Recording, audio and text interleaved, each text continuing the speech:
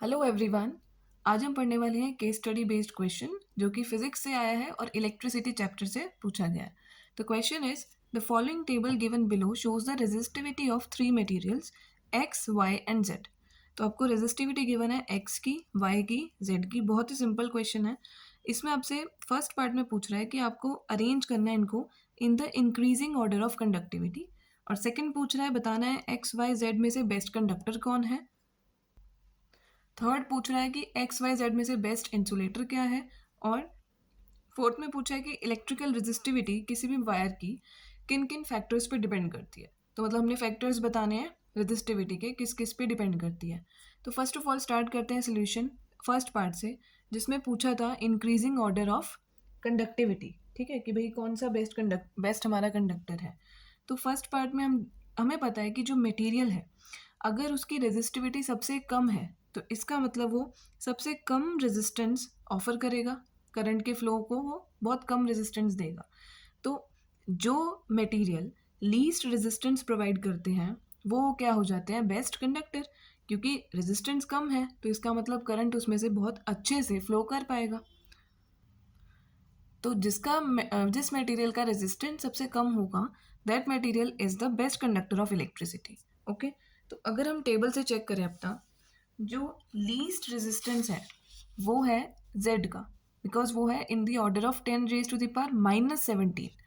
और जो सबसे ज़्यादा रेजिस्टेंस ऑफर कर रहा है वो कौन है, एलिमेंट Y, बिकॉज वो है 10⁻⁻6। तो सबसे जो ज़्यादा रेजिस्टेंस ऑफर कर रहा है वो Y हुआ, फिर X और सबसे कम Z। तो वही हो गया हमारा ऑर्डर कंडक्टिविटी का। तो होगा क्या Y फिर X फिर Z। इसको हम ऐसे लिख सकते हैं कि Z कंडक्टिविटी में सबसे ज़्यादा है क्योंकि हमें इंक्रीजिंग ऑर्डर में करना था, तो पहले Y then X then Z।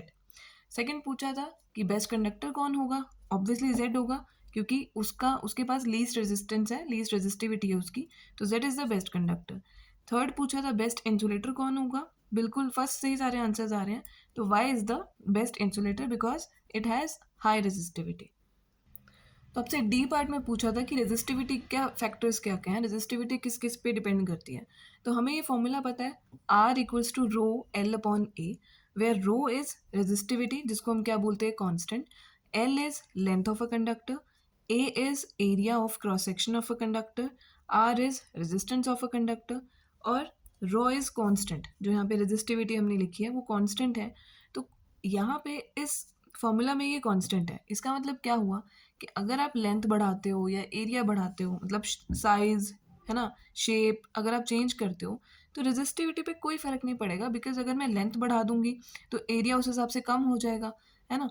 तो जिस भी फॉर्मूला में कोई चीज़ अगर कांस्टेंट है तो वो जो जो उस फॉर्मूला में और भी फैक्टर्स हैं वो उस पर डिपेंड नहीं करेगी क्योंकि वो कांस्टेंट है। तो resistivity depends on the nature and temperature of the conductor and not on the size and shape। तो साइज और शेप पे डिपेंड नहीं करेगी बिकॉज वो कांस्टेंट है इस फॉर्मूला के अकॉर्डिंग। तो लेंथ चेंज करोगे, एरिया चेंज करोगे, रो विल बी कांस्टेंट। तो that is depends on only on the nature of the material और टेम्परेचर ऑफ द कंडक्टर। तो रेजिस्टिविटी के ये फैक्टर्स हैं।